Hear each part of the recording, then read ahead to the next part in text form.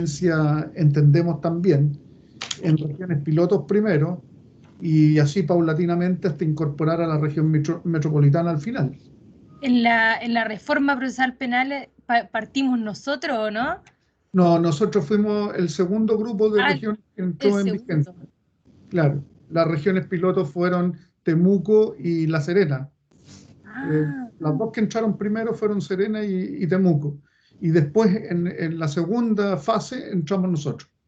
Y eso tampoco está claro hoy día si es que eventualmente esta entrada en vigencia, que va a ser diferida, va a mantener las mismas regiones piloto y las mismas entradas en vigencia en el resto de las regiones. Lo que sí estaría claro que eventualmente la última en entrar en vigencia sería la región metropolitana porque demanda más recursos y demanda de más gente.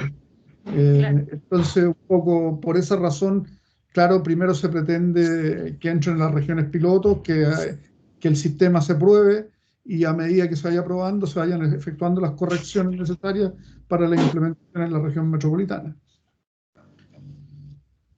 Pero es un desafío y es un desafío que hace mucho tiempo que se venía planteando que era necesario abordarlo. Lo que pasa es que esto significa, sobre todo para quienes están estudiando hoy día, por un lado, claro, tener que seguir estudiando, a lo mejor no con la misma profundidad, aquellas materias que todavía les resta estudiar conforme al Código de Procedimiento Civil, pero, pero empezar a estudiar también desde ya todas aquellas materias nuevas que trae el Código Procesal Civil, porque esto significa, por un lado, adaptarse a las normas primero y posteriormente a la aplicación práctica de las mismas. Claro. Ahora, a ustedes los sorprende en la mitad de camino, pero piensen que hay otros que recién terminaron el ciclo de estudio del derecho procesal civil y los va a encontrar para el examen de grado, a lo mejor con un curso de actualización, y a otros los va a pillar entrando, en definitiva, a ejercer la profesión con un código procesal civil que Y no conoce. nunca lo analizaron. Claro. Entonces, eso es lo complejo, porque ya hay que tener presente de que, por lo menos para los que todavía sean estudiantes al momento de aprobarse, ahora hay que crear un curso de profundización y de actualización, pero a los que ya estén egresados van a estar en una situación incierta porque, claro, no les van a dar un curso de actualización, tienen que rendir examen de grado, han preparado todo su procesal civil con el Código de Procedimiento Civil antiguo y se tienen que enfrentar al examen de grado estudiando unas materias de nuevo.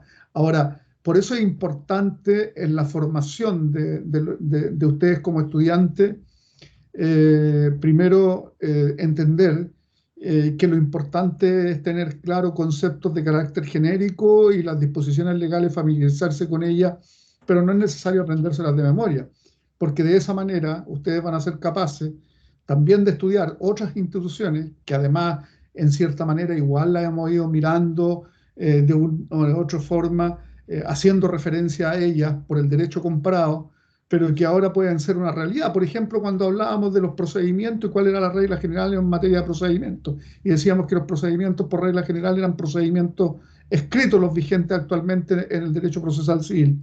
Bueno, y ahora vamos a pasar a un procedimiento que va a ser preferentemente oral y que va a tener fase escrita, igual como tiene el procedimiento escrito ahora fases orales, pero que va a ser principalmente de fases orales. Entonces, es importante a veces ir haciendo estas referencias de carácter general en el proceso de aprendizaje, porque van a tener que adaptarse a eso. Ahora, lo bueno que tienen es que ustedes igual tienen un hándicap a favor y que va a ser de que el procedimiento, por mucho que sea distinto, se va a parecer a los procedimientos reformados de la justicia chilena hasta el momento, es decir, se va a parecer un poco al procedimiento penal, al procedimiento laboral y al procedimiento de familia.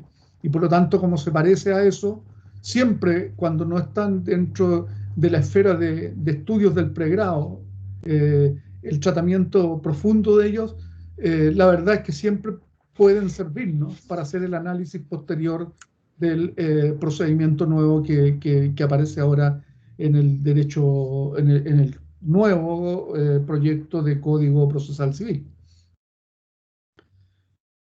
Por eso es que la invitación fue apenas el ministro de Justicia manifestó de que se enviaban las indicaciones al proyecto respectivo al Congreso para que el Senado continuara la tramitación del proyecto de reforma procesal civil, es que en realidad estimé necesario entregarle el material a ustedes para que de alguna u otra manera fueran trabajando y viendo, familiarizándose con él, cosa que no nos sorprenda absolutamente el que tengamos un código procesal civil a fin de año del cual no hemos sabido absolutamente nada. De manera que la idea de este trabajo, por una parte, era que tomaran conocimiento de la existencia, que había un proyecto, cuáles son las consideraciones generales de ese proyecto, y que en relación a lo que a nosotros nos interesa como asignatura que estamos cursando, poder ir estableciendo algunas reglas, en definitiva, de similitud o de diferencia con los recursos que ya hemos ido estudiando y los que vamos a estudiar, porque indudablemente nos viene a cambiar el escenario este proyecto reactivado, en que el Senado ha manifestado además la intención de tener el segundo trámite constitucional despachado a más tardar a fines de septiembre, principios de octubre. Y eso significa de que iría a tercer trámite constitucional, a comisión mixta, el proyecto de Código Procesal Civil los últimos meses de este año, pensando que es posible que eventualmente estuviera terminada su tramitación en el Congreso Nacional a fines de año. ¿Cómo les ha ido? ¿Han tenido la oportunidad de mirar algo, de ver en realidad sobre el trabajo que pretendemos que realicen y que, por supuesto, como trabajo, debiera tener como objetivo, además de que eventualmente lo consideremos para los efectos de la segunda evaluación? Aníbal. Buenas tardes, profesor. Buenas tardes. Quería hacer una consulta. En el texto, cuando se habla de economías de escala, ¿qué quiere decir? En el texto del mensaje o de la indicación. ¿De qué texto está hablando? Del primer texto, el de 45 páginas, 42 páginas. Las bases de la reforma. La verdad es que no me queda claro cuál sería el objetivo del alcance de esa expresión, y economías de escala en la medida en que eventualmente nosotros siempre planteamos de que la justicia es particular, y precisamente cuando yo someto al conocimiento de un tribunal la resolución de un conflicto jurídico, lo que yo quiero es que resuelvan mi conflicto jurídico. Ahora, que puedan existir, en definitiva, mecanismos para utilizar con beneficio para todos los tribunales, fundamentalmente yo creo que está referido más bien a la orgánica que a la situación de la resolución de los conflictos particulares. Me refiero a la orgánica porque lo que se pretende es tener, en definitiva, pool de funcionarios para que trabajen con un grupo de jueces. Lo mismo que ocurrió con respecto, por ejemplo, de los tribunales de garantía, en que el tribunal tiene, no sé, pues en Antofagasta 7 jueces y tiene un conjunto de funcionarios que trabajan para el juzgado de garantía, pero no trabajan para un juez directamente, como ocurre hoy día con los tribunales antiguos con competencia en materia civil, donde cada tribunal con cada juez tiene un grupo de funcionarios trabajando. Entonces hay distintas funciones, en teoría, que se cumplen aisladamente por funcionarios de cada uno de estos tribunales. ¿Cuál es la idea aparentemente? La idea aparentemente es que exista solo un pool de funcionarios y ese pool de funcionarios funcione para el conjunto de los jueces. Creo que fundamentalmente está referida a las economías de escala a este tipo de situaciones, más que en definitiva a una situación de resolución de conflictos jurídicos en forma sistemática con un solo parámetro de resolución. De manera que creo que podría ir por ahí la explicación. pero que tendría que ver con la orgánica, es decir, con el diseño de los tribunales. Es decir, en vez de tener 4 tribunales civiles, vamos a tener un tribunal civil integrado a lo mejor con 8 jueces. Y cada juez ejerce en forma unipersonal las labores del tribunal respectivo, del tribunal civil. Pero a diferencia de lo que ocurre en materia penal, y por eso sería más parecido a los tribunales de familia y más parecido a los tribunales laborales, cada juez, en definitiva, en forma unipersonal, resuelve conflictos jurídicos de la materia que ha sido sometida al conocimiento de ese pool de jueces. No como funciona, en definitiva, el tribunal oral, que funciona en sala y con tribunales colegiados. De manera que si vamos a hablar de economías de escala, las economías de escala tendrían que ver, en el fondo, con el sistema de organización, pero principalmente de los funcionarios subalternos. Carlos Ramírez. Gracias, profesor. Sí, profesor, lo que pasa es que leyendo los archivos que mandó, sinceramente no pude encontrar mucha información con respecto al recurso de apelación, pero encontré mucho contenido acerca del recurso de casación. No sé si el trabajo va por ahí.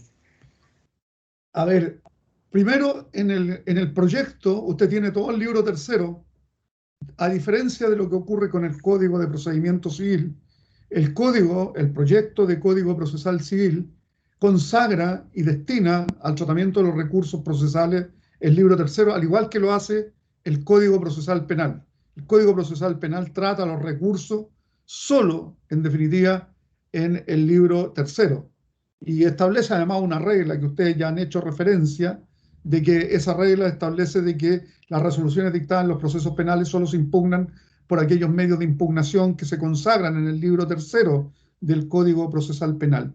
Bueno, aquí la idea en materia de Código Procesal Civil es similar: sistematizar en definitiva los recursos procesales, tratarlos todos en el libro tercero, y el libro tercero sí establece un tratamiento de los recursos y establece cuáles son los recursos que van a operar en materia civil. Ahora, en el caso del proyecto original, el proyecto original en materia de recurso de casación eliminaba el recurso de casación y planteaba el recurso de unificación de jurisprudencia. Y ese recurso de unificación de jurisprudencia fue rechazada la idea de legislar de esa manera por parte de la Cámara de Diputados. Y como la Cámara de Diputados rechazó esa idea, el proyecto en las indicaciones ahora efectivamente se refiere a un recurso de casación reformado. Y este recurso de casación reformado, primera cosa, consagra un solo recurso de casación, que es a la vez de casación de forma y de fondo, es decir, tiene que ver con infracción de ley procesal y con infracción de ley sustantiva. Pero en definitiva lo que hace es uniformar un poco el recurso de casación, y establece además algunas características que también eran propias de este recurso de unificación de jurisprudencia, porque se quiere fortalecer en el fondo el rol de la Corte Suprema como decidora de la última palabra respecto a la interpretación de las normas jurídicas. Y por lo tanto, entonces, el recurso de casación pasa a ser efectivamente algo que tiene que ver con la interpretación final y la aplicación correcta de la norma legal. Y por lo tanto, entonces, nosotros ya no tenemos la posibilidad de que la Corte Suprema, a través de este recurso de casación, en realidad esté preocupada más bien de los hechos que del derecho. Y de esa manera ya se le había quitado muchas estas facultades para basarse en los hechos a la Corte Suprema, cuando en definitiva se legisló para separar en definitiva la posibilidad de interponer recursos de queja y a la vez recursos de carácter jurisdiccional en contra de las resoluciones judiciales. Y el recurso de queja pasa a ser un recurso de carácter excepcional que solo se puede aplicar cuando no tenemos otra alternativa de recurrir que no sea efectivamente a través del recurso de queja. Pero en la medida en que existen otros recursos ordinarios o extraordinarios que se puedan hacer valer en contra de esas resoluciones, no es posible interponer recursos de queja. Bueno, ahora con esto, efectivamente la casación pasaría a ser una cuestión de excepción, sobre todo por las facultades que le confiere a la Corte Suprema para despachar en la etapa de admisibilidad, despachar en definitiva los recursos de casación que no tengan fundamento alguno o que, en opinión, en definitiva, de la Sala de la Corte Suprema que conoce del recurso respectivo, signifique que efectivamente hay una jurisprudencia asentada sobre la interpretación que debe hacerse de las normas jurídicas y respecto de la aplicación de las mismas. Y en ese caso, entonces, en la medida que no entienda esta sala que es necesario modificar esa jurisprudencia, la verdad es que se va a rechazar en la etapa de admisibilidad el recurso de casación. Es cierto que usted dice, bueno, claro, a lo mejor en los comentarios no hay mucho de dónde trabajar, pero tiene todo el proyecto que usted puede ya comparar con lo que usted sabe sobre cada uno de los recursos. Y además para poder decidir, como primera cuestión, bueno, cuáles son los recursos que consagra entonces el nuevo libro tercero del Código Procesal Civil o del proyecto de Código Procesal Civil. De manera que sí es cierto, en los comentarios no hay mucho, hay mucho más de casación, pero por lo novedoso de lo que es ahora el problema de la casación. Sobre todo porque una incorporación por indicación del Ejecutivo a raíz del rechazo de la Cámara de Diputados de la idea de legislar respecto a un recurso de unificación, como sí ocurre en materia laboral y en materia de familia. Don Pablo. Buenas tardes, profesor. La pregunta era como, ¿qué opinaba usted sobre como el proceso de digitalización finalmente de de todos los actos judiciales? ¿En qué beneficia eso finalmente al derecho y qué desventaja podría tener?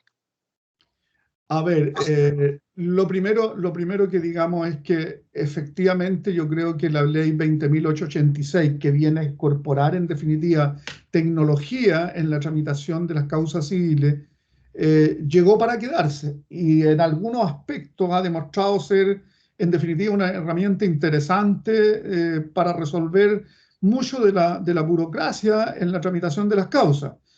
Yo creo que la ley 20.886 constituye un avance, pero no estaba considerada tampoco en el proyecto de código procesal civil, porque recuerden que el proyecto, en definitiva, es del año 2012, y al año 2012 la ley 20.886 sobre incorporación tecnológica a los tribunales civiles no existía. Yo diría que las experiencias pilotos que se aplicaron antes de la entrada en vigencia de la ley 20.886 vinieron a constituirse efectivamente experiencias exitosas en el mejoramiento en cuanto a la tramitación, a la conservación de los antecedentes, al acceso de los antecedentes y a la pérdida de tiempos y recursos en la tramitación de las causas civiles.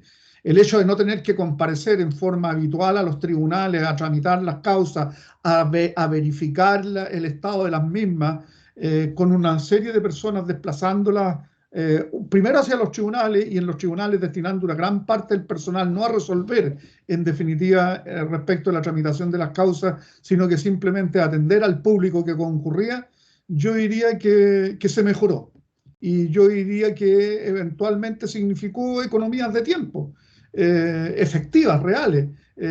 Yo puedo imponerme hoy día de la solicitud de una de las partes a través, en definitiva, de notificación electrónica e incluso en la medida en que se masifique la notificación por correo electrónico, yo puedo ofrecer un correo electrónico al cual se me notifiquen las resoluciones judiciales, cuestión que se aplica hoy día, yo diría que en forma mayoritaria en materia penal, pero que no se estaba aplicando en la misma medida en materia civil, a pesar de que la norma lo permitía.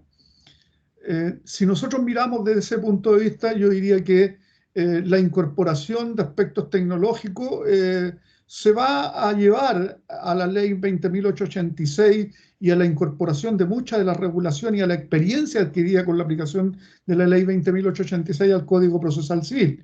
Y por lo tanto vamos a seguir teniendo carpetas electrónicas, vamos a tener menos tiempo porque ya no hay que fotocopiar ni compulsar para elevar antecedentes a disposición de otros tribunales, sino que basta en definitiva con la mensajería electrónica para estos efectos. De manera que si usted lo mira desde ese punto de vista, yo diría que es poco menos que improbable que volvamos atrás. Y más aún, que no les extrañe, y esto está en discusión actualmente en el Congreso Nacional, es que para facilitar el retorno después de la pandemia a la tramitación de las causas civiles y a los procesos de prueba fundamentalmente, que son los que están suspendidos hoy en día, la verdad es que vamos a tener un sistema colapsado por tantos juicios paralizados actualmente que en los que hay que rendir prueba posteriormente, más lo que por supuesto viene como consecuencia del término del estado de emergencia. Terminado el estado de emergencia, se acaba la paralización de los procesos y hay que retomar en definitiva la marcha normal, pero hay muchas causas hoy día paralizadas. Paralizada en el estado de rendirse la prueba, por ejemplo.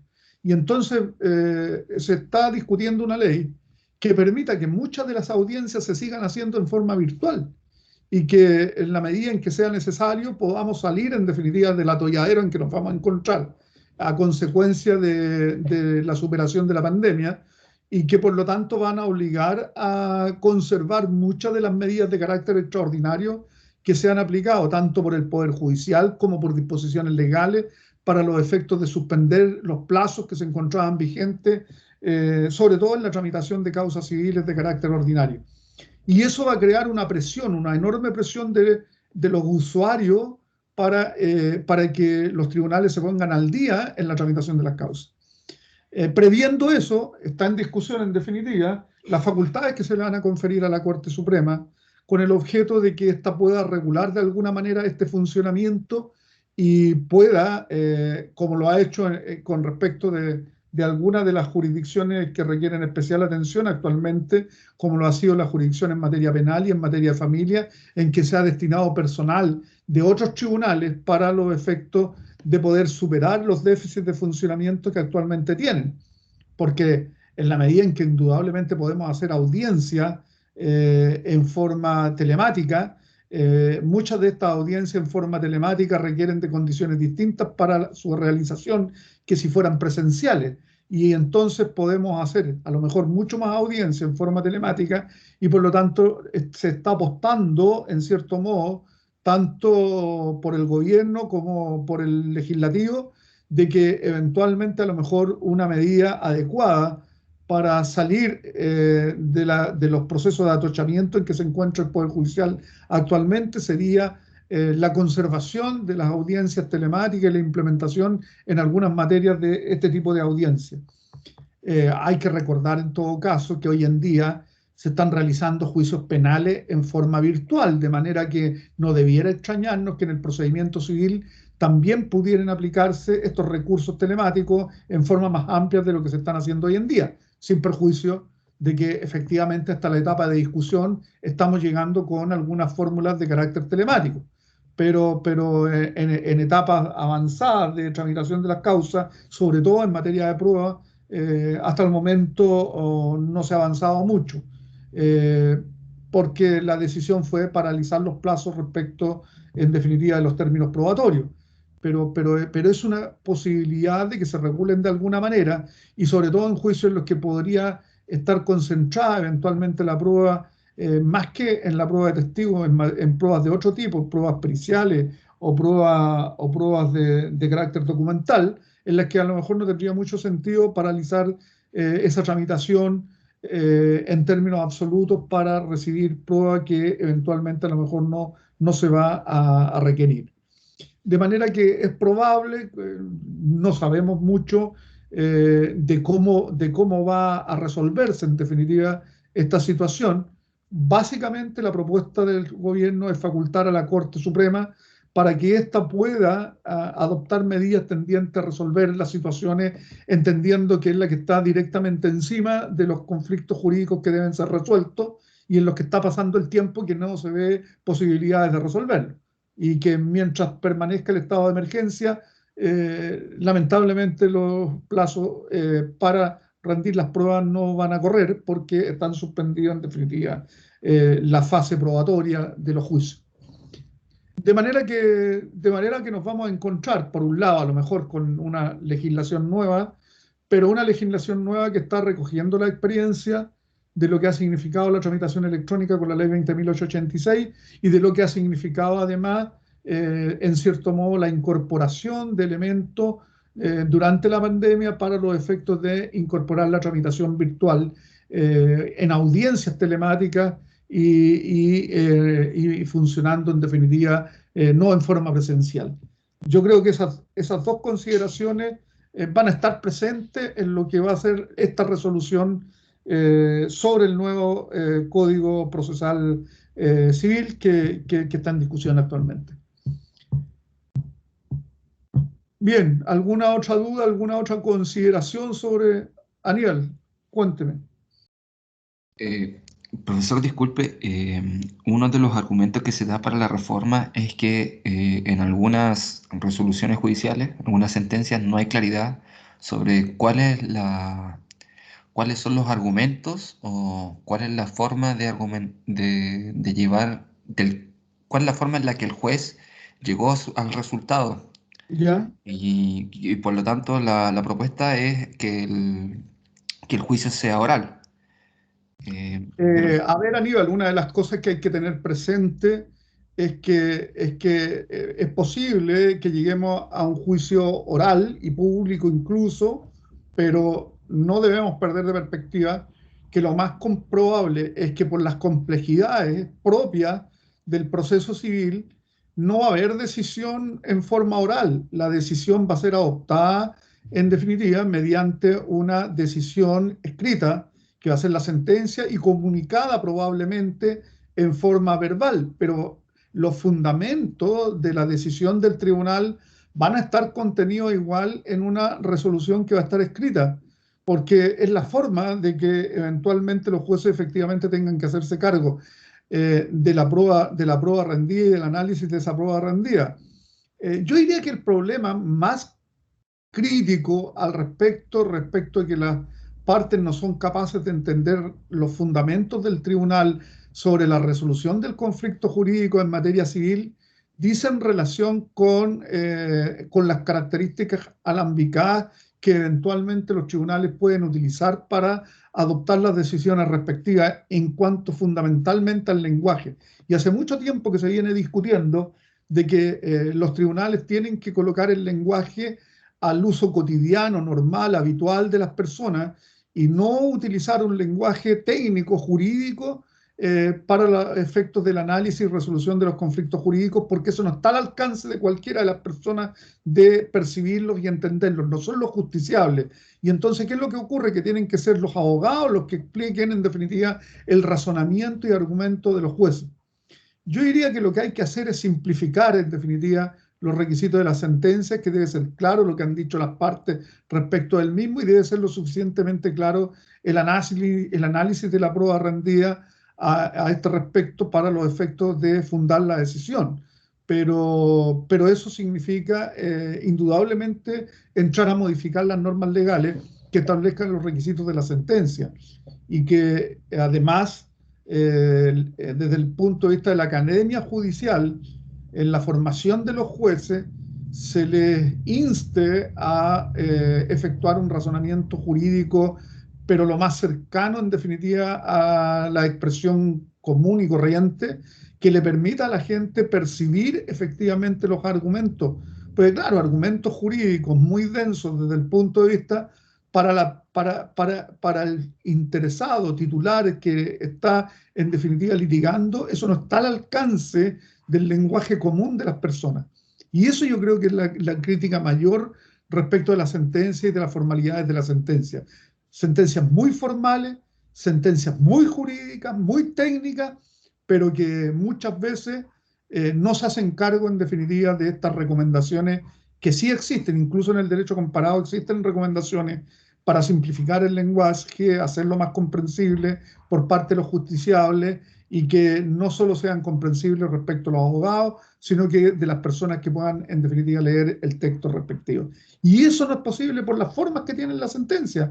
Y claro, y hay que entender, la forma de nuestra sentencia responde a las formas que existían hace 100 años, incluso a las formas que venían del derecho formal procesal del derecho romano. Es decir, donde la formalidad lo era todo y la formalidad sigue siendo parte importante en definitiva de la justicia civil actual. Y eso es lo que tenemos que desformalizarla, hacerla menos formal y hacerla más cercana a la gente. Y sobre todo en procedimientos a veces en que quienes tienen que litigar incluso tienen que hacerlo a veces sin asesoría profesional, que es lo que pretende en definitiva el juicio sumario simplificado que se incorpora ahora en definitiva al nuevo Código Procesal Civil. Pero por ahí va el camino. O sea, yo diría, Aníbal, que fundamentalmente lo que debiera hacerse es simplificar en cuanto al lenguaje, hacerlo más asequible, hacerlo más comprensible por los justiciables y que no sea en definitiva una decisión tan técnica de que se requiere en definitiva de una opinión jurídica para poder explicarle qué sentido tiene la sentencia a los justiciables. Don Carlos.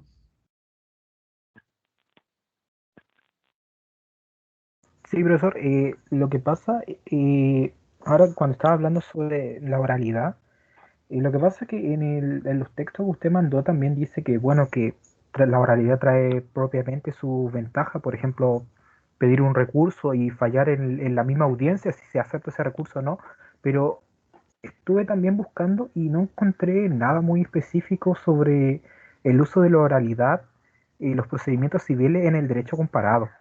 No sé si podría informarme de eso o tendrá algún dato. A ver, una de las cosas que tenemos que tener presente, Carlos, respecto de los procedimientos en términos generales, es que los procedimientos nunca son totalmente orales o totalmente escritos. Siempre son mayoritariamente orales o mayoritariamente escritos, porque incluso los procedimientos tradicionales que hoy día usted conoce y que nosotros los describimos como procedimientos escritos, en el caso del juicio ordinario, mayor cuantía con absoluta claridad, la verdad es que tienen partes del procedimiento que son orales, como por ejemplo, en definitiva, la prueba de testigo y de perito es en realidad una prueba que se verifica en forma oral. Lo que pasa es que de todo eso se levantan actas y la crítica fundamental no dice relación con el tema de la oralidad en esos casos, sino que dice relación con que el juez no se impone personalmente de los medios de prueba, sino que se impone de los medios de prueba a través de las actas que redactaron terceros.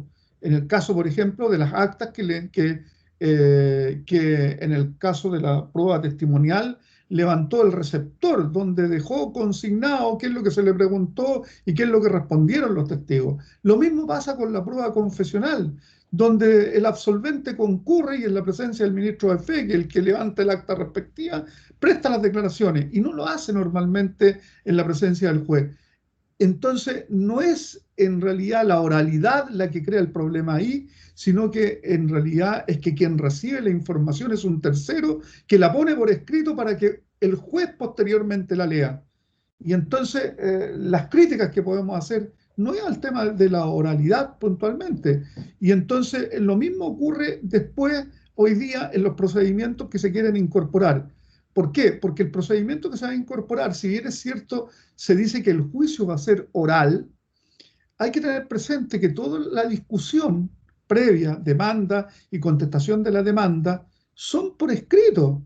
Se presenta la demanda por escrito, se contesta la demanda por escrito. Y hay una audiencia de preparación, una audiencia intermedia del juicio, donde se va a debatir respecto de las pruebas que se van a rendir, se va a fijar cuáles van a ser estas pruebas que se van a recibir en la etapa del juicio propiamente tal, cuáles son sobreabundantes, cuáles no tienen fundamento, y por lo tanto entonces definimos en esa audiencia y preparamos el juicio respectivo. Pero la pregunta es de nuevo, ¿eso quiere decir que efectivamente ante un juez se va a discutir cuál va a ser la prueba que se va a recibir, cuánta prueba se va a recibir, hay que ofrecerla oportunamente, si no, no la podemos rendir, salvo casos excepcionales, y entonces nos encontramos con un procedimiento que en teoría sí lo vamos a calificar de un procedimiento oral porque la etapa de juicio respectiva, es decir, la etapa de las probanzas del conflicto jurídico, van a ser en forma verbal, pero que tiene elementos que son escritos. Y los mismos yo le estaba comentando recién, la sentencia va a seguir siendo por escrito. Ni siquiera una vez que termina, en definitiva, la etapa probatoria del juicio respectivo, va a haber un alegato de clausura similar al alegato de evaluación de las pruebas para, en definitiva, señalarle al juez qué es lo que se probó con la prueba que se rindió y que todos vieron. Y entonces, en ese alegato de clausura, va a terminar la audiencia de juicio y el fallo se va a dictar 10 días después y se va a dictar por escrito. Entonces, no es que no vayan a desaparecer las etapas escritas, vamos a tener un procedimiento oral, pero que no va a ser, en definitiva, absolutamente oral como se podría pensar si lo miramos desde un punto de vista simplista, sino que va a ser preferentemente oral, con etapas que son por escrito, y entre esas la etapa de discusión va a ser escrita y la etapa de sentencia también va a ser escrita. Lo que sí tenemos que hacer es que efectivamente no podemos encontrarnos con sentencias que van a tener 2000 hojas, sino que con sentencias que hagan un análisis efectivo. Primero planteen cuál es la problemática jurídica. Esta es la problemática jurídica según el demandante, esta es la problemática jurídica según el demandado, hay controversia sobre este problema. Se rindió esta prueba escrita de todo tipo que se permita, efectivamente, que es bastante más liberal el procedimiento para rendir la prueba ahora, y entonces se rindió toda esta prueba, pero el juez no puede resolver una causa civil ni anunciar siquiera cuál va a ser su decisión en el mismo momento en que se cierre el juicio, como ocurre en materia penal, en que hay un debate en el juicio oral. Los jueces adoptan una decisión y le comunican la decisión de absolver o de condenar. Pero la prueba tiene que ver con absolver o condenar. Y después se dicta la sentencia. Bueno, aquí, en este caso, ni siquiera va a haber una deliberación, porque es un juego unipersonal, y este juego unipersonal tiene que escribir la sentencia con los fundamentos respectivos. Lo que sí hay que abogar, a lo mejor, para que efectivamente tengamos una sentencia más simple, una sentencia que pueda ser comprensiva por las partes directas y no por las partes con la asesoría jurídica, sino que por las propias partes van a poder leer la sentencia y van a entender por qué el juez tomó las decisiones que tomó. Y se trata de una justificación. He tomado las decisiones conforme a esta prueba que se ha rendido y he llegado a la siguiente conclusión, que quien tiene las razones es el demandante o el demandado por estos argumentos. Pero donde los argumentos estén expuestos de una manera relativamente comprensible, no en decisiones de carácter técnico, que a lo mejor en estricto rigor en cuanto al derecho sí se apegan a los textos legales, pero que son de difícil entendimiento por una persona normal que no tiene las capacidades y estudios que tienen que tener ustedes para comprender en definitiva la decisión del tribunal. Esa es más o menos la idea. Yo creo que por ahí podríamos ir avanzando, pero le vuelvo a decir, no, yo creo que experiencias hoy en día en el procedimiento oral nosotros la tenemos, incluso acá en nuestro sistema reformado en materia de familia, en materia de laboral y por supuesto en materia penal. Por lo tanto, si usted quiere en definitiva ver experiencias de procedimientos orales, le vuelvo a decir, primero, no son procedimientos orales completos, son procedimientos orales o preferentemente orales, pero no orales completos. Y en estos procedimientos preferentemente orales, experiencia nacional tenemos y hemos ido llevando adelante toda la reforma procesal penal, toda la reforma de los tribunales de familia y toda la reforma en materia laboral, que avanzó hacia procedimientos preferentemente orales, pero en las que hay etapas escritas. Así, por ejemplo, en materia laboral la demanda es escrita y la contestación de la demanda también es escrita. Hay una audiencia de preparación de juicio que es oral y hay una audiencia de juicio que también es oral y la sentencia vuelve a ser escrita. Entonces, si nosotros queremos ver más o menos hacia dónde va el procedimiento declarativo ordinario que va a tener este Código Procesal Civil, muy similar o muy parecido al procedimiento de carácter laboral. Por ahí está, en definitiva, lo que nosotros tenemos que mirar. Por lo tanto, ni siquiera necesita ir a mirar al derecho comparado mucho sobre lo que sería la reforma procesal civil, sino que mirar los procedimientos reformados chilenos. Bien, ¿alguna otra duda, alguna otra consulta sobre lo que han ido haciendo? ¿Han construido algo al respecto, no? ¿O todavía es muy primario lo que han visto del código, del proyecto de código? Porque ese proyecto de código en el libro tercero hay que entender lo que es el proyecto que hay en el libro tercero, solo que lo que dice relación con el recurso de unificación se reemplaza por el recurso de casación que incorpora en indicación el Poder Ejecutivo ahora para mantener lo que es el recurso de casación en el sistema procesal civil y no eliminarlo como se pretendía a través del recurso de unificación.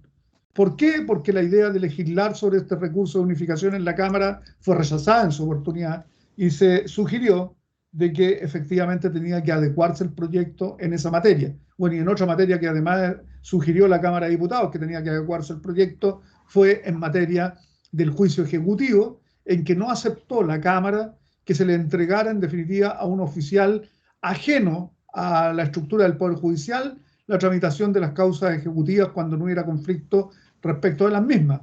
Y se le dijo, no, tiene que estar incorporado este funcionario que va a resolver administrativamente toda esta primera etapa en el juicio ejecutivo, pero tiene que ser un funcionario adscrito al orden judicial. Y ahí se podrá estructurar lo que se quiera, pero siempre va a ser posible reclamar de las decisiones que él adopte al juez civil respectivo. Esas son las dos grandes materias. Bueno, y la otra materia importante es que se refuerza lo que ya existía en el proceso civil, que es la conciliación, pero a través de un sistema de mediación previa, donde se pretende de que las cosas se arreglen en esta etapa previa de mediación antes de entrar al juicio respectivo. La experiencia en materia de mediación también la tenemos en materia de familia, y la verdad es que no han sido muy auspiciosas. Han sido tan malas como la experiencia que tenemos en materia de conciliación. En materia de conciliación es muy raro que las partes en la llamada conciliación obligatoria que dispone el juez lleguen a acuerdos en definitiva para resolver el conflicto jurídico en materia civil. Bueno, yo creo que eso va a seguir ocurriendo, no está en la naturaleza de los litigantes en materia civil arreglar en etapas previas, en definitiva, el conflicto jurídico. Y además, a menos que los mediadores tuvieran mucha capacidad, en definitiva, y muchas facultades para, en cierto modo, plantear soluciones al conflicto jurídico, lo más probable es que la mediación siga siendo, en definitiva, un saludo a la bandera, como lo es el llamado a conciliación. Bien, dudas, más consultas, más ideas sobre el tema, opiniones que quieran aportar.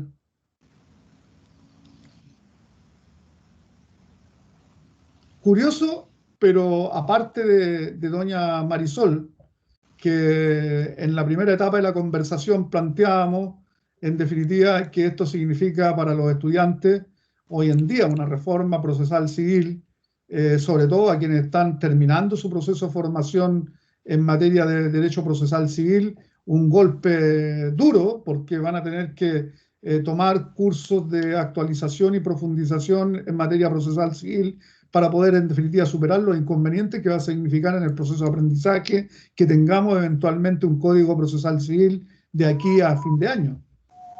Porque los pilla a ustedes prácticamente antes de egresar con que vamos a tener un código procesal civil nuevo con disposiciones distintas y bueno, y eso significa que voy a tener que ponerme a estudiar un código nuevo que modifica mucho de lo que podrían haber estudiado y de la legislación positiva actual. Don Pablo. Profesor, respecto al trabajo que le tuvimos que enviar ahora a las 4:30, ¿qué va a pasar con eso? No, a ver, alguien de sus compañeros me mandó un correo pidiendo de que se ampliara el plazo hasta el día miércoles. Yo le contesté a él que no había ningún inconveniente, que se ampliaba el plazo hasta el día miércoles y que por favor le informara a sus compañeros de lo que me había solicitado. Y así que si no les informó, me parece de mal gusto, porque en realidad él, cuando me hizo la solicitud, la hizo a nombre del curso. Y yo le contesté, ok, no hay inconveniente. Entonces, el día miércoles, a la misma hora que le había puesto, me mandan su trabajo. Y por eso hoy día, en el fondo, estamos conversando respecto a esta situación y todas las dudas, pero bueno, para los que están y que no sabían, el plazo fue ampliado el mismo día que me pidieron. Yo les comuniqué, ok, me parece bien, tienen una clase más, la del día lunes, y el día miércoles, y después de la clase, de la terminación de la clase del miércoles, ya, digamos, ya para no ponerle a terminando la clase, a las 23:59 horas del día miércoles, vence el plazo para que manden sus trabajos. Personalmente no me había enterado de eso. De hecho, Ya, pero me parece porque en realidad ustedes tienen que publicarlo y la verdad es que deberían, yo le contesté por el mismo correo electrónico que me lo mandaron a mí, pero yo le pedí que informara a sus compañeros, o sea, me parece que eso es la mínima diferencia. Si me piden a nombre del curso, quien lo pide a nombre del curso tiene que informar a los demás que efectivamente se le amplió el plazo, porque no es posible que lo use en beneficio propio y no del resto de los compañeros. Don Ángel. Pero, profesor, Sí. más allá de eso, ¿qué significa ese trabajo o el resultado de ese trabajo? ¿Es nota para subir la primera, décima, qué es? Bueno, primero hagamos el trabajo. O sea, en realidad la oferta es que primero el trabajo tienen que hacerlo porque lamentablemente viene un cambio de legislación que yo creo que los va a afectar. Fundamentalmente es un proceso formativo, primera cuestión. Y por lo tanto, y sin perjuicio de eso, efectivamente yo no tengo ningún inconveniente en que eventualmente esto sirva como un modo para los trabajos y en la medida en que hagan un trabajo serio, sea un modo de subir la nota de la nota que dieron o de la nota que puedan, y eso que pueda ser una opción, que cada uno utilice eventualmente el incentivo para la nota, lo utilice o en la prueba que pasó o en la prueba nueva. Y eso significa, y yo le había planteado también la situación a los que me conversaron sobre el tema de que eventualmente o podía ser en definitiva un 10% de la prueba anterior o de la prueba futura, y ese 10% entonces va a sumarse con la nota para ser dividido, aportando la nota de la prueba un 90% y el 10% el trabajo. De esa forma pueden optar a subir la nota que tienen o pueden optar en definitiva por usarlo si quieren para la segunda prueba que van a rendir.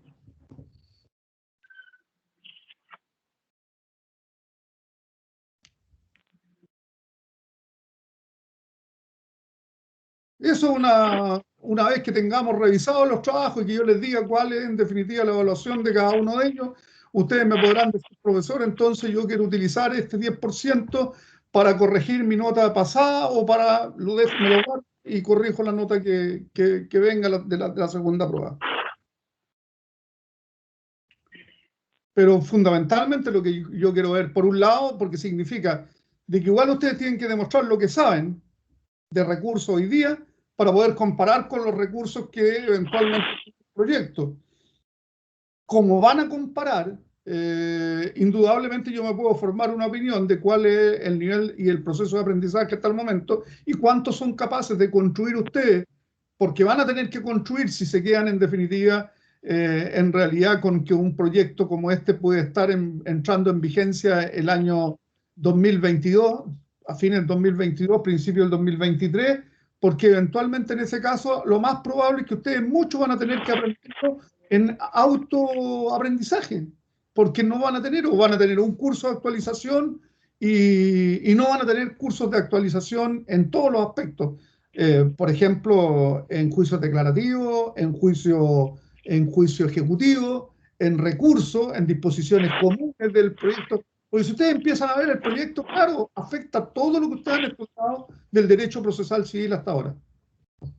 Yo les planteé el libro tercero, como diciéndole, bueno, el libro tercero es lo que ustedes están estudiando hoy día, veamos qué es lo que pueden ustedes desprender, comparar y decirme, oiga, mire, esto es distinto, es igual, es lo mismo, no es lo mismo, ¿y por qué no es lo mismo? Bueno, esa es la idea, de que ustedes con lo que saben lean, en definitiva, lo que viene del libro tercero. Y en el libro tercero, lo primero que van a decir, tengo estos recursos. Bueno, y los otros recursos, ¿existen o no existen? ¿Están o no están? ¿Siguen siendo considerados recursos o definitivamente arrancó la discusión de si esto ya no es un recurso procesal, sino que en realidad es una acción? Y entonces ya no está como recurso, pero sí está como acción en las disposiciones comunes y ahora el tratamiento que recibe no es de recurso procesal. Entonces, eso es la idea, es de que usted, todo esto que han ido aprendiendo en materia de aclaración, rectificación o enmienda, en materia de reposición, en materia de apelación y ahora en recurso de hecho, puedan en definitiva ustedes ya definitivamente hacer sus comparaciones con el proyecto. ¿Es lo mismo? ¿Es distinto? ¿En qué cambia? Cuando ya han estudiado, porque hay a lo menos la aclaración, la reposición la aclaración, la reposición y la apelación, ya hoy día podrían compararla, absolutamente.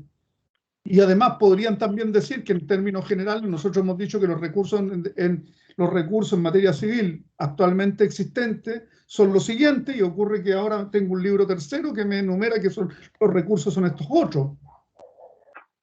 Y a lo mejor precisamente donde don Aníbal planteó, existe la mayor parte de la literatura que tengo sobre el recurso de casación. Sí, claro, la mayor parte de la literatura que ahí está sobre el recurso de casación nuevo. Pero la verdad es que a lo mejor, claro, ¿por qué? Porque en las indicaciones del proyecto, efectivamente, la casación es lo que se le pone el énfasis en las indicaciones ahora al proyecto nuevo, porque ya fue rechazada la idea por la Cámara de contemplar un recurso de unificación de jurisprudencia y por lo tanto ya no vamos a resolver el problema mediante un recurso de unificación de jurisprudencia, sino que lo vamos a tener que resolver por la vía de un recurso de casación, y este recurso de casación también es distinto del que nosotros actualmente tenemos, porque el recurso de casación actual distingue entre casación de forma y casación de fondo, y el nuevo no va a distinguir, se reducen además las causales. Entonces, eso es más o menos la idea del trabajo, es que ustedes puedan hacer comparaciones. ¿Qué tengo hoy día en el Código de Procedimiento Civil? ¿Qué viene en el proyecto de Código Procesal Civil?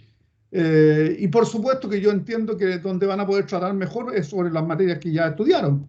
Y estudiaron, en definitiva, aclaración, estudiaron reposición y estudiaron, en definitiva, apelación. Y por lo tanto, respecto a esto ya yo puedo opinar, porque esto es lo que tengo en el Código de Procedimiento Civil y esto es lo que estoy leyendo en el proyecto de Código Procesal Civil. Don Roberto.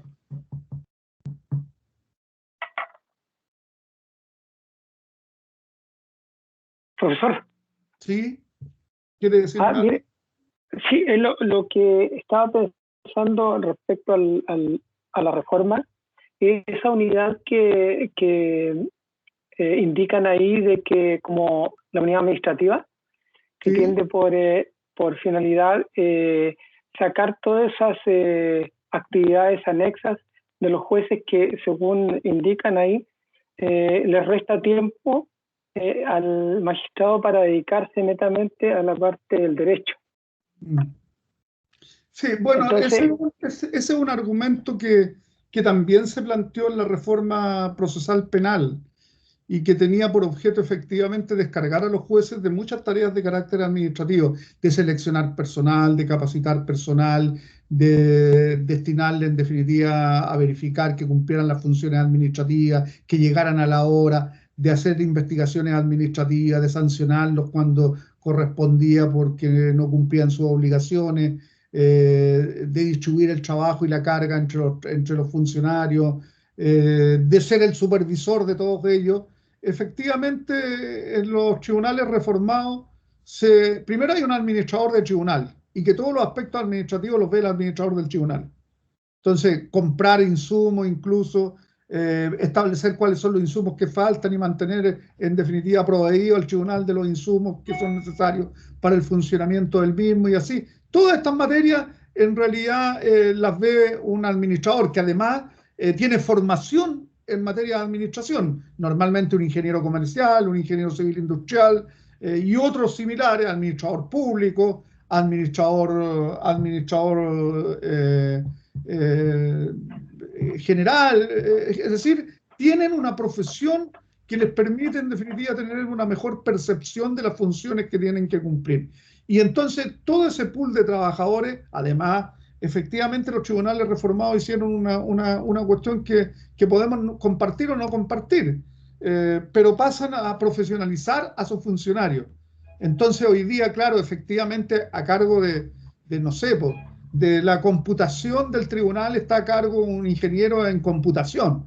Y entonces él supervisa a las distintas personas que cumplen funciones sobre informática dentro del tribunal. Pero tenemos un ingeniero civil en computación o un ingeniero informático a cargo, en definitiva, de estas funciones. Y por lo tanto tenemos un administrador y así fueron profesionalizando cada una de estas funciones. Es cierto lo que dice usted, Roberto, de que de esta manera hay una serie de actividades y de trabajos que antes las cumplían efectivamente los jueces y que las siguen cumpliendo los jueces civiles al interior de sus tribunales. Hoy día, en definitiva, se las van a quitar y además estos jueces van a integrar un pool de jueces que su función va a ser conocer y resolver cuestiones jurídicas y que todos los demás y preocuparse de que existan los funcionarios, de quién sale con permiso, de quién está de vacaciones, de cuándo se le dan las vacaciones, de que hay que contratar un funcionario, que hay un cargo vacante, que hay que hacer un concurso. Todo eso ya no lo ven los jueces. Lo ve, en definitiva, este administrador, que es un funcionario subalterno del tribunal, pero que tiene, en definitiva, una función importante que cumplir y que descarga, en definitiva, a los jueces de esa función que antiguamente cumplían ellos. Y en los tribunales civiles sigue siendo exactamente lo mismo hoy en día. Y que tiene que ver un poco con lo que planteaba Aníbal al principio. Decía, bueno, claro, como estos tribunales en el fondo se replican en distintos tribunales, porque tenemos 4 tribunales civiles y cada tribunal civil en definitiva cumple las mismas funciones y tiene los mismos funcionarios y las mismas dotaciones. Lo que ahora dicen, mire, vamos a tener un solo pool de funcionarios más profesionalizados indudablemente, pero a cargo de un administrador. Y entonces las funciones jurisdiccionales las van a cumplir los jueces. Pero todo lo que son las funciones administrativas y de supervisión y de esto que tiene que ver en definitiva con el adecuado funcionamiento del tribunal, ya no están a cargo de los jueces, sino que están a cargo en definitiva de un funcionario de alto rango de carácter administrativo. Gracias, profesor. Bien, ¿alguna otra duda, consulta, pregunta sobre la materia? ¿Sobre el trabajo que eventualmente están realizando, sobre algo que les interesa a ustedes comentar en relación a esto? ¿O a su propia experiencia, su inquietud a nivel? Profesor, disculpe, una de las cosas que me llamó la atención fue que, bueno, frente a la problemática de accesibilidad al Poder Judicial, se decía que para algunas personas representaba una desventaja el hecho de tener que contar con un abogado obligatoriamente para poder ejercer sus derechos. Y la respuesta frente a este problema es que dentro del proyecto ciertos trámites se van a poder realizar sin abogado. Bueno, mi consulta es que habiendo ya instituciones que se encargan de acoger a estas personas que no pueden contar con un abogado y se les presta representación, ¿qué solución da a ese problema el hecho de que ya no necesiten un abogado? Es decir, porque me imagino que la persona de todas formas va a tener un montón de dudas y siempre va a ser, por lo menos desde mi punto de vista, recomendable de que esa persona cuente con un abogado del lado suyo, más allá de que exista una institución que sea un tercero imparcial, alguien que esté ahí dándote instrucciones y toda la asesoría que sea necesaria, me parece fundamental. A ver, Aníbal, efectivamente ese es un tema que se discutió bastante y tiene que ver con la denominada justicia vecinal. Se instauraron algunos planes piloto para establecer algunos tribunales de justicia vecinal para resolver conflictos de menor envergadura. El problema es que hoy día esa justicia vecinal a la que hemos hecho referencia y que usted también está planteando y que va a permitir que sean tramitadas sin abogados, sino que mediante un formulario que le va a suministrar el tribunal para que la persona lo pueda llenar, por supuesto que se refiere a las cuestiones de menor envergadura desde el punto de vista económico, pero podría ser un requerimiento de carácter masivo. Yo no sé si es bueno que esta justicia vecinal hubiese sido entregada efectivamente a los tribunales ordinarios de justicia, o en realidad había que crear o fortalecer, mejor dicho, la justicia de carácter municipal y haber creado más juzgados de policía local que pudieran efectivamente hacerse cargo, ya que los juzgados de policía local sí tienen expertise, sí tramitan muchas causas sin la presencia de abogados, y podrían haber a lo mejor en definitiva fortalecido esta justicia vecinal, pero a cargo en definitiva de los tribunales de policía local. Se evalúa en su oportunidad eventualmente seguramente los costos que significaba implementar una justicia vecinal adecuada por la carga y la sobrecarga que eventualmente de trabajo podía existir para estos tribunales, hizo desechar la posibilidad de encomendarle esta justicia vecinal a los juzgados de policía local. ¿Qué se le ocurrió ahora? Que, claro, para decir que vamos a superar el problema de acceso a la justicia, entonces efectivamente vamos a tener un procedimiento sumario simplificado y vamos a tener también un procedimiento sumario monitorio para, en definitiva, las cuestiones de menor cuantía. En el fondo vamos a replicar, y una de las cosas que era aplaudible del proyecto originalmente, era que contemplaba dos tipos de procedimientos. Contemplaba el procedimiento declarativo ordinario, que era el juicio declarativo, y contemplaba un procedimiento sumario. Bueno, a raíz de esta discusión sobre el acceso a la justicia y los problemas que esto generaba y a quién se le asignaba, en definitiva, se crearon dos procedimientos adicionales. El procedimiento sumario simplificado y el procedimiento, en definitiva, monitorio.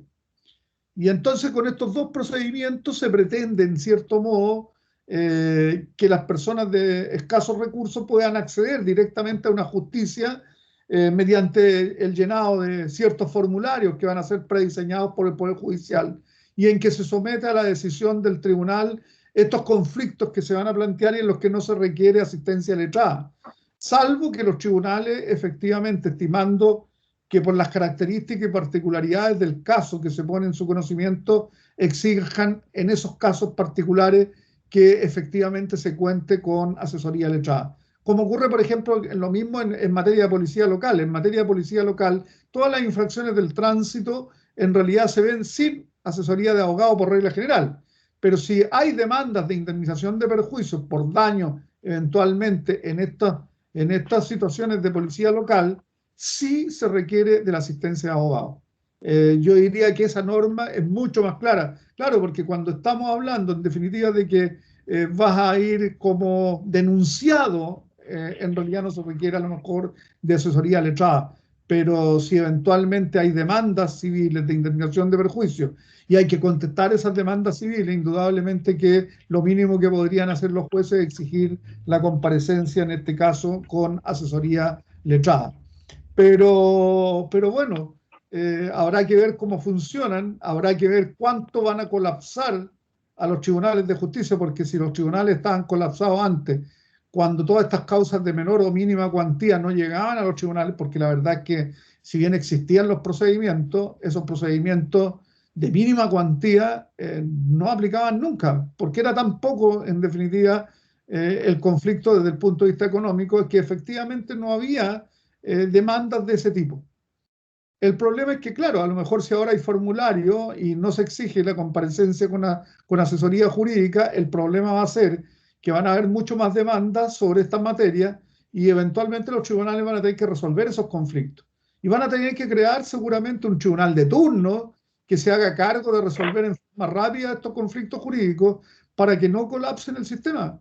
Porque si no, lamentablemente, la mayor parte de estas situaciones van a decir relación con un montón de materias y con un montón de reclamos que van a tener que ser resueltas por los tribunales y no van a dar abasto para la resolución de esos conflictos jurídicos. Y vamos a seguir teniendo el problema, en definitiva, a este respecto. Pero tiene usted razón, no hay mucho al respecto. Yo creo que ahí hay que ser bastante crítico respecto de que la solución pase efectivamente porque puedan tramitar sin asesoría jurídica. Yo creo que en muchos casos es posible y que las personas puedan plantear su problema, que el conflicto jurídico sea puesto en conocimiento del demandado, que éste pueda contestar lo que tiene que contestar, pero de ahí en adelante, si el conflicto se judicializa, va a requerir en definitiva de asistencia profesional. En eso yo comparto plenamente la opinión, porque saber cuándo rendir la prueba, cómo rendir la prueba, cómo voy a probar, ya empiezan a haber situaciones mucho más complejas que no va a ser posible resolverlas simplemente con la participación de los justiciables, y que lo más probable es que ellos o no presenten oportunamente los documentos o no acrediten lo que han dicho, y lo más probable es que no se pueda en definitiva resolver adecuadamente el conflicto jurídico por la misma razón. Bien, Aníbal, cuénteme. No, muchas gracias, profesor. ¿Alguna otra duda, alguna otra pregunta? Ivania, ¿ha leído algo? Sí, profesor, he leído un poco los artículos y me doy cuenta que igual está súper ordenado. Va como primero el recurso y va como de a poquito. En cambio, el que tenemos ahora es un desorden un poco. Eso es lo que me he fijado. Tiene razón en una cosa, de que además, fíjese que la experiencia adquirida en materia de código, el hecho de colocarle un encabezado o un título a cada artículo es una buena idea. Yo diría que le permite formarse a quien va a leer una idea base sobre lo que va a leer posteriormente.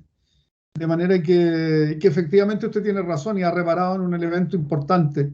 Creo que la buena experiencia que se ha tenido con el Código Procesal Penal, en el sentido de encabezar cada artículo con un título, es una buena idea que se mantiene en el proyecto de Código Procesal Civil, y que entonces a usted lo ilustra un poco sobre lo que va a tratar la disposición legal respectiva.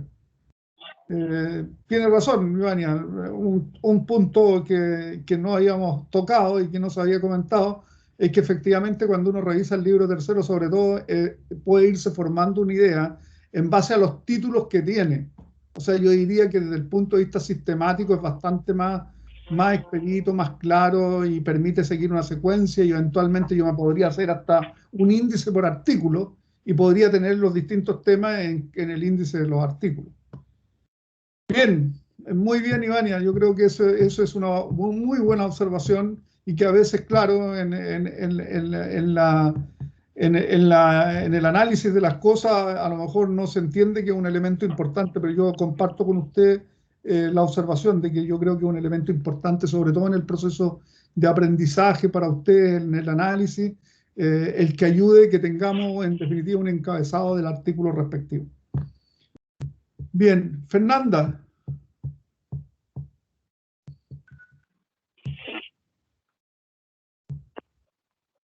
Macarena.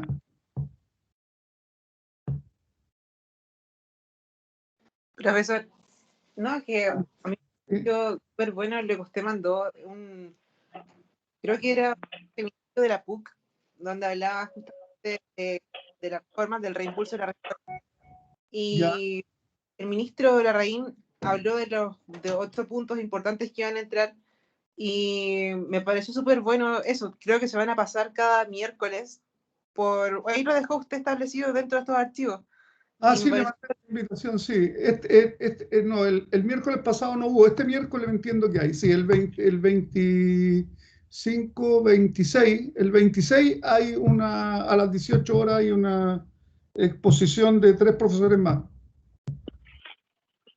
Justamente hablaba de lo que usted estaba conversando sobre algunas dudas de cómo se implementaría la tecnología, hablaba de cómo se iban a estar regulados la parte de los jueces. Todo eso estaba bien explicado por los docentes que bueno, dieron el seminario ese día.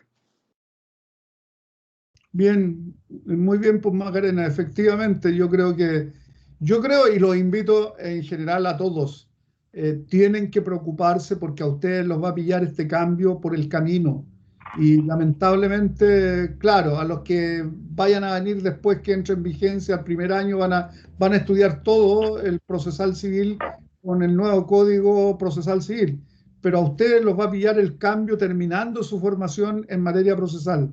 Y eso significa, yo se los planteo hoy día, para que no los pille absolutamente de sorpresa. Eso significa que es probable que ustedes en forma autónoma van a tener que trabajar y formarse en el nuevo Código Procesal Civil. Algunos van a alcanzar seguramente a tomar los cursos de actualización que es posible que se implementen a este respecto, y otros seguramente van a tener que tomar un diplomado o tomar en definitiva un magíster después sobre la reforma procesal civil.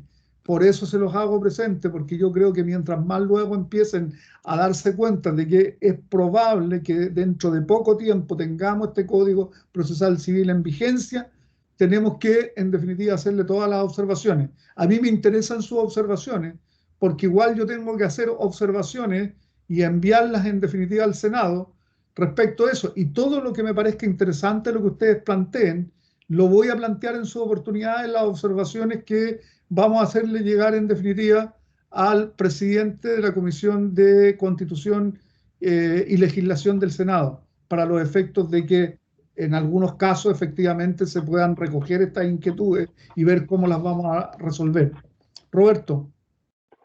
Profesor, usted hablaba recién respecto a la implementación de la reforma, y que es muy probable que esta pudiera ser a partir del 2022. ¿Es tan así, profesor? Porque considerando que el proyecto el proyecto de reforma data del 2012, y ya prácticamente tenemos casi 9 años en este, ¿existe la voluntad política para que esto se lleve a efecto, o necesariamente es un proyecto que va a seguir durmiendo el sueño de los justos? A ver, Roberto, bien, yo le contesto con lo que yo sé. La verdad es que si usted me hubiese preguntado esto a principios de año, yo le habría dicho que la reforma procesal civil tenía para unos 5 años por lo menos. Eso haciendo una evaluación principalmente de la situación que estamos viviendo, de la pandemia, de la situación económica del país, de la situación económica general del país, etc. Y creíamos que efectivamente este proyecto no iba a avanzar. Usted tiene razón, el proyecto es del año 2012. Pero hay que recordar que es un proyecto del actual gobierno, es decir, del primer gobierno de Piñera. Primera consideración. La segunda consideración es de que nosotros creíamos que efectivamente ese proyecto no iba a avanzar tan rápido por razones económicas, fundamentalmente por temas de recursos económicos. Y efectivamente cuando se paralizó, después de 2 años de tramitación en la Cámara, se paralizó en el Senado. Hay que recordar que el 2014 se paralizó en el segundo trámite constitucional. Por lo tanto, desde el 2014 en que se paraliza el proyecto hasta ahora, el 2021, no hubo avance. Y no hubo avance porque el Senado decidió paralizar la tramitación hasta que se remitieran, yo diría que 3 materias claras. La primera era que se remitiera indicaciones del Ejecutivo a las observaciones que había formulado la Cámara de Diputados en materia de juicio ejecutivo y en materia de recurso de unificación. Bien, estas 2 materias que significaron importantemente la paralización del proyecto el 2014 fueron superadas mediante la indicación que mandó el Ejecutivo. Las otras 2 exigencias que planteó el Senado para continuar con la tramitación del mismo fue, primero, de que se enviara además el proyecto de la orgánica de la reforma procesal civil. Y este proyecto está terminado, según el ministro de Justicia, y se enviaría a la Cámara de Diputados al primer trámite constitucional a más tardar en el mes de junio de este año. Y además de tramitación rápida, o sea, las discusiones no van a ser muchas, y además porque no se va a innovar mayoritariamente en materia de tribunales salvo en que van a ser tribunales reformados similares a los de familia y a los laborales y a los de garantía. Por lo tanto, el tribunal va a ser un pool de jueces. Todos los jueces civiles, seguramente jueces civiles y secretarios, van a pasar a ser jueces de ese tribunal, y va a haber un pool de jueces que van a conocer materias civiles. Y se va a crear, con todos los miembros de parte de los tribunales que actualmente existen, más los cargos que se van a crear, se va a crear un solo pool de funcionarios para resolver toda la parte administrativa de este gran tribunal civil que va a existir. de manera que debiera ser en las estimaciones una situación relativamente fácil de resolver. Si el problema va a ser de los recursos necesarios para ir implementando, fundamentalmente en las regiones piloto y irlo concretando posteriormente a la entrada en vigencia. Acuérdense que el proyecto puede entrar en vigencia y tener una vacancia de 1 año, por lo tanto, si lo publican a fines de este año o a principios del 8 y tiene una vacancia de 1 año, entraría a funcionar la justicia civil en las regiones piloto recién el año 2023.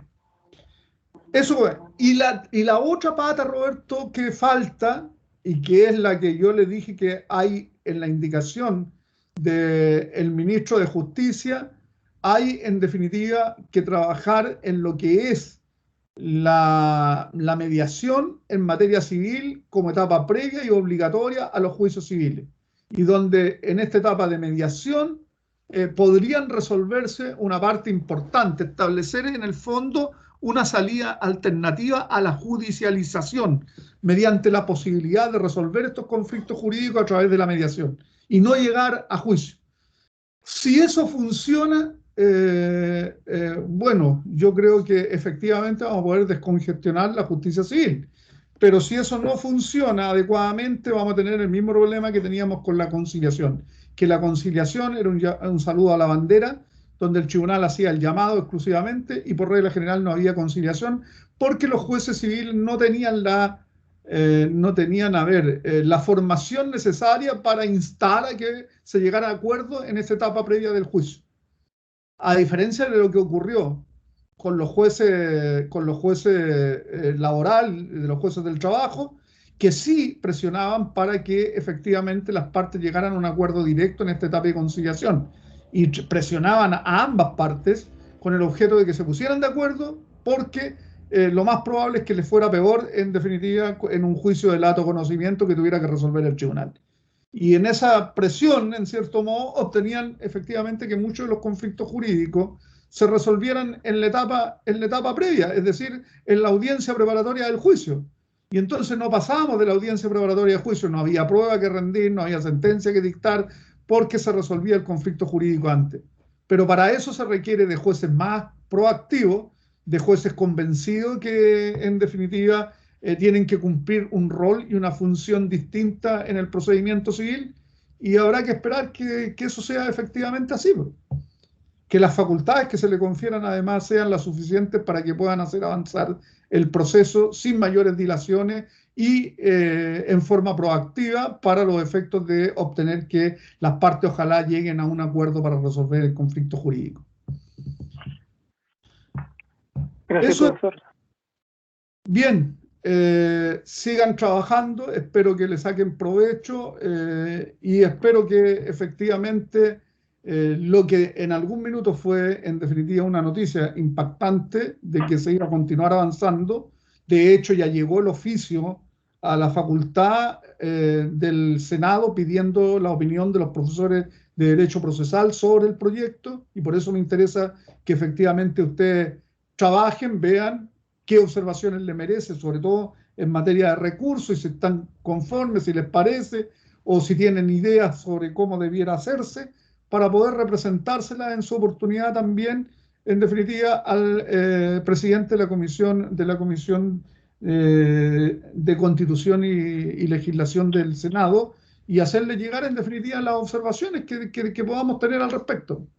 Algunas seguramente contribuirán a mejorar el proyecto y otras a lo mejor no van a ser escuchadas, pero bueno, tendremos la oportunidad de manifestar nuestras opiniones al respecto. Por eso les pido que trabajen, que se tomen en serio, y no solo por el incentivo, sino por el proceso de aprendizaje, y además porque yo creo que vamos a tener más temprano que tarde un nuevo Código Procesal Civil. Bien, nos vemos el próximo miércoles. Están desocupados por hoy día. Que tengan una buena tarde. Muchas gracias, profesor. Hasta luego. Gracias, profesor. Gracias, Hasta luego. profesor. Gracias, profesor. Hasta luego. Hasta luego, profesor. Que esté bien.